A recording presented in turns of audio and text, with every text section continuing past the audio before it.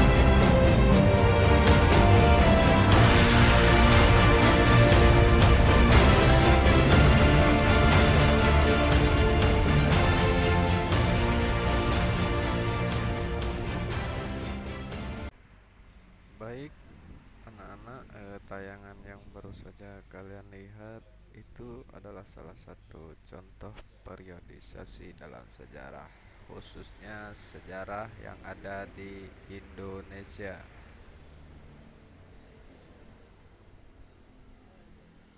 Untuk hari ini kita akan belajar tentang materi periodisasi dalam sejarah.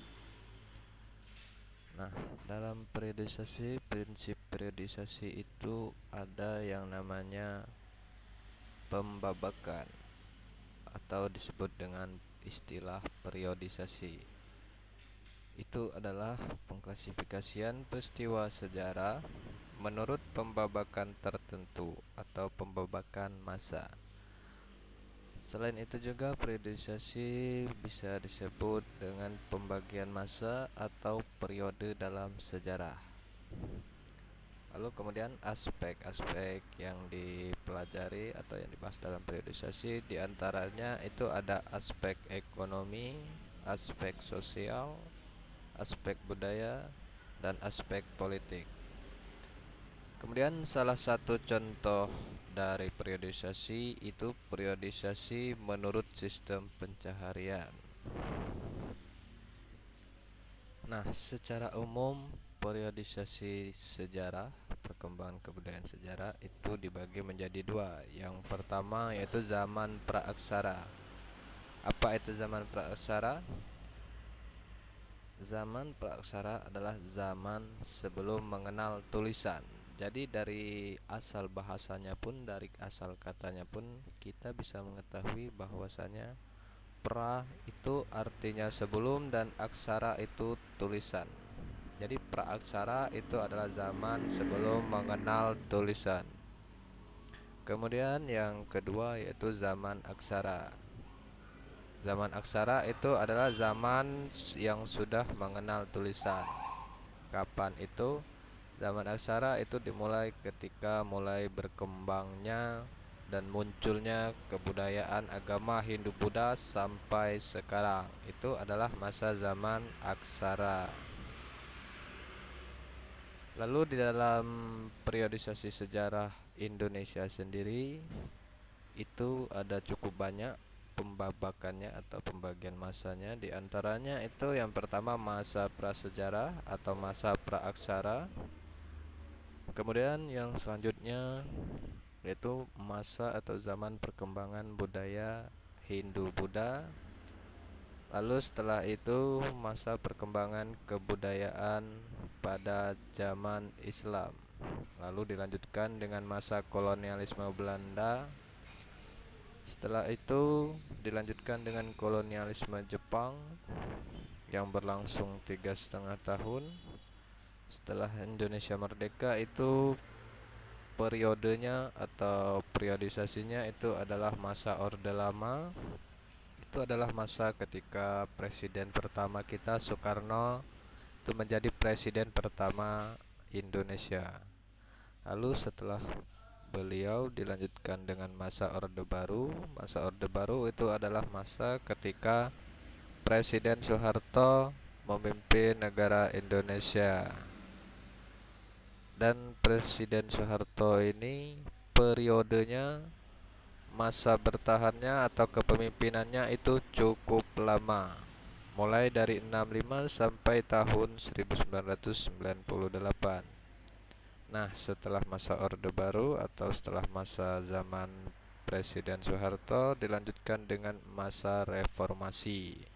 Masa reformasi itu berlangsung hingga saat ini, dari reformasi sampai saat ini. Nah, pada masa reformasi ini presiden pertamanya adalah B.J. Habibie. Sampai sini ada yang tanyakan? Baik, kalau tidak ada kita lanjutkan tentang arti penting periodisasi. Untuk apa sih kita belajar atau mempelajari periodisasi itu? Nah, pentingnya mempelajari atau memahami periodisasi sejarah itu diantaranya yang pertama untuk memudahkan dalam mengingat peristiwa. Kemudian yang kedua untuk memudahkan dalam membuat generalisasi atau kesimpulan umum tentang suatu periode atau suatu masa. Lalu yang ketiga, memudahkan sistematika penulisan sejarah. Kenapa itu menjadi mudah? Karena dengan adanya periodisasi, waktu-waktu itu telah dibagi sesuai periodenya atau masanya masing-masing, sehingga tidak menimbulkan kebingungan dalam melakukan penulisan sejarah. Itu tiga arti penting dari periodisasi. Sampai sini masih ada yang ditanyakan? Baik, kalau tidak, demikian materi yang dapat Bapak sampaikan. Terima kasih. Dan Bapak akhiri, Assalamualaikum warahmatullahi wabarakatuh.